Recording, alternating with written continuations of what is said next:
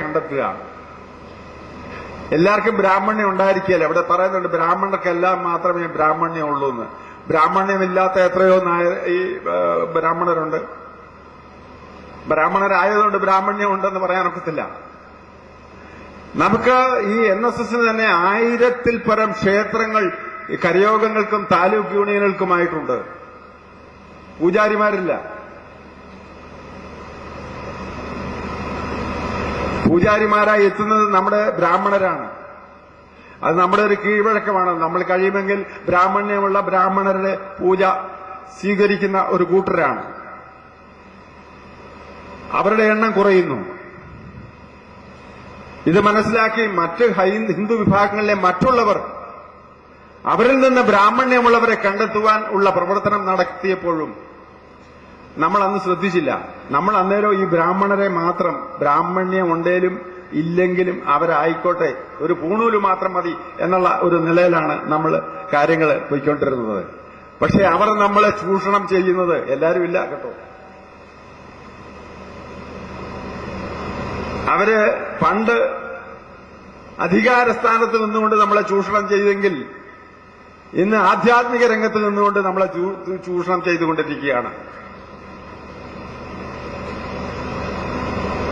അതിനൊരു അറുതി വരുത്തേണ്ടത് ആവശ്യമാണ്.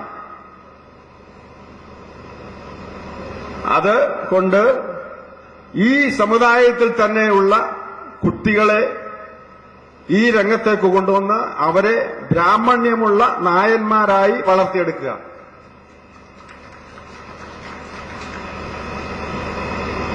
അതിനാണ് NSS തന്ത്രവിദ്യാപീഠം തുടങ്ങിയത്. മറ്റുള്ളവരെക്കാൾ കൂടുതൽ അംഗീകാരം കിട്ടുന്നു. എത്ര ശമ്പളം വേണേ കൊടുക്കാൻ തയ്യാറാണ്.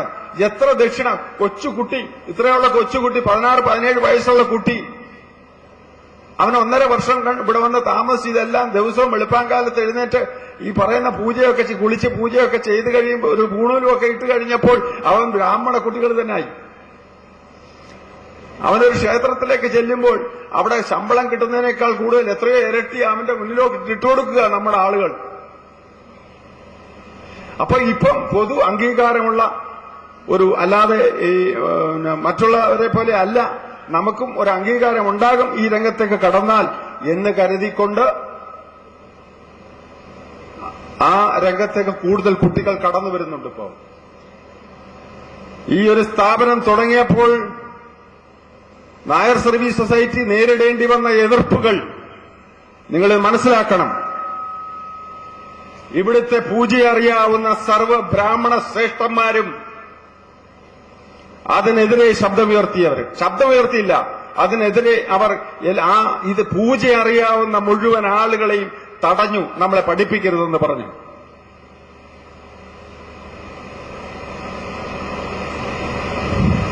പക്ഷേ അതിനെയൊക്കെ അതിജീവിക്കാൻ ഒരുപാട് പീഡനം അനുഭവിക്കേണ്ടി വന്നു. ആദ്യ കാലഘട്ടത്തിൽ പഠിപ്പിക്കാൻ ആളില്ല. അവസാനം 60 ക്ഷേത്ര പ്രതിഷ്ഠ നടത്തിയ നായരായിട്ടുള്ള ബ്രാഹ്മണ്യമുള്ള സ്വാമി കിട്ടി നമുക്ക്. അദ്ദേഹം ചലഞ്ചായി ഏറ്റെടുത്തു ഇത്.